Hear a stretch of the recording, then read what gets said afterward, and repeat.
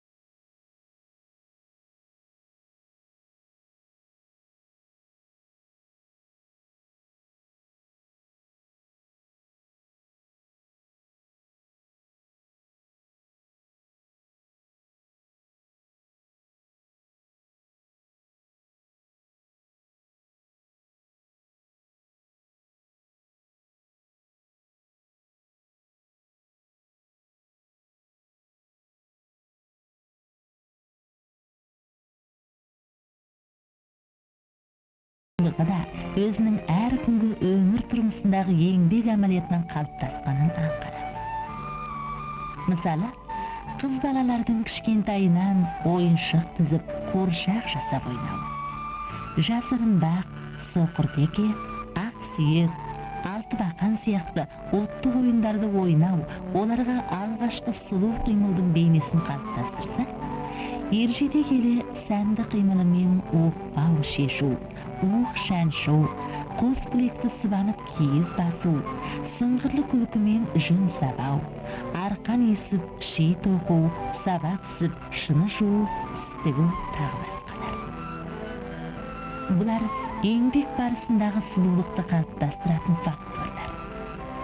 Ал ұлтымыздың ата мирастық дағдысымен жол-жосынға айналған жас келіннің иіліп сәлем беруі, бір тізерлеп сыпайылықпен отыруы, есік ашуы, сылдырмақ жаумен қымыз сапырғаны, майысып шай қайнатып, иіліп шыны беруі. Міне бұлар ұлтымыз әйелдерінің қимыл көзқарасының сұлулық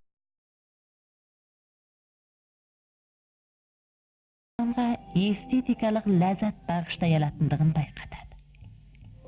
Мысалы, ұлтымыз көші-қон тұрмысында көшбасы болған түйенің артуларын қызылды жасылды етіп, соңына жетекшіл түйелердегі теңдерді кілем, сәнді сырмақтармен безендіреді. Көшті жетектеген әйелдің астындағы ат әсем, жүрісті болады. Алтын күмістен тұрманы толық кежімделген ат үстінде алтына бесік өңгерген, немесе қара-қарадай апалар мен тәтелер жетектеп, оның қасына қатарласа бүркіт ұстаған семья естілеседі. Міне мұның бәрі сәнділікті, көркемдікті, әдептілікті дәріптеп, халқымыздың сұлулықты ұлы мұрат санағандығының айғағы. Сондықтан да халық тұрмысы түгелдей сұлулықпен біте қайнасқандығын байқаймыз. Мұндай сұлулыққа толы тіршіліктің негізгі ізін салушы және әйелдер. Әйелдер әрекетімен бірге сұңғыла ой, сымбатты күлкі, адамгершілікті ақылақтылығымен күнделікті тұрмыстағы әсемдіктің жаршысы болып ұраlatқан. Соны ертеден-ақ өз ақылақ ізгіліктерімен ел жадында қалған Қобыландының құртқасы, Алпамыстың гүлбаршыны, Ертарғының ақ жүнісі, Қамбардың нәсілі, Құламергеннің күнайымы, Жиреншенің қарашашы, Қозы көрпештің баяны тағы басқалар жан дүниесінің сұлулығымен, соңғыла аңғарлы ақылдылығымен ел үшін еңіреп туған ерлерге тарыққанда ақылшы болып, қысылғанда қамқоршы болып, халқының қамқорлары болды. Бұл жөнінде Қазақстанның айтыс ақыны Жібектің мына бір өлеңін ауыз қарайық. Аңшыдай аңға барса қысылатын, келеміз ақындықтың ұстабатын, қанша шешен болса да жиреншені, қарашаш қан алдында құтқаратын. Кімдер бар көптен келсе жасармаған, дүрсілін жүрегінің баса алмаған, кемеңгерде данышпан аяз биде, меңдінің ақылынан азармаған. Келеміз біз жастықтың шелегімен, қалайша тыныш тұрар сені көргенде ақ жүністэй сұлуларды, еліңде сұлулық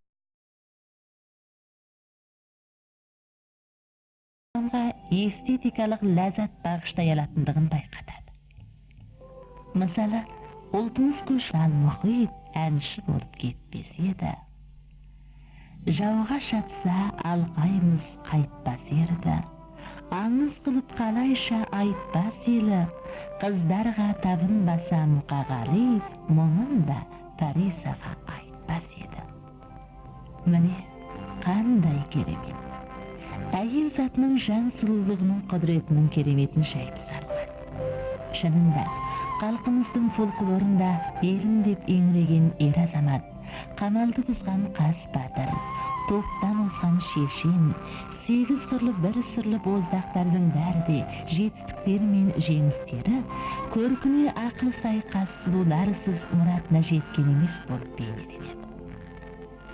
Сұлулық періштелері әйелдер сұлулығымды қазақ халқының өмірімен етенелестіріп, соны бағы заман ауыз әдебиетімізден қазіргі заман әдебиетімізге дейін, ертедегі архук тура ізінен қазіргі сәулет өнерімізге дейін, байырғы тұрмыстағы қол өнерден қазіргі өнер биігімізге дейін, тіпті ұлтымыздың ұлттық психологиясы, географиясы, тарихы, ғұрп-әдеті, тілі бүкілдей тіршілік тұрмысына сіңіп, біте қайнасқан эстетикалық көзқарас пен әсемдік болмыстарды, табиғат пен әйелдер тарту еткен табыстар деп мақтанышпен айталамыз.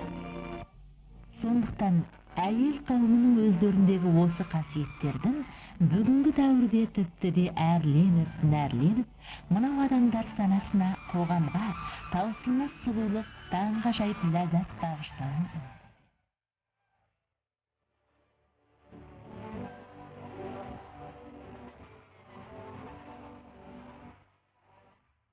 Құрметті радио тыңдаушылар, жоғарыдағы ақ басақ айдарымызда Баяхмет Жұмабайұлының «Сұлулық сыры» деген шағын мақаласын тыңдадық.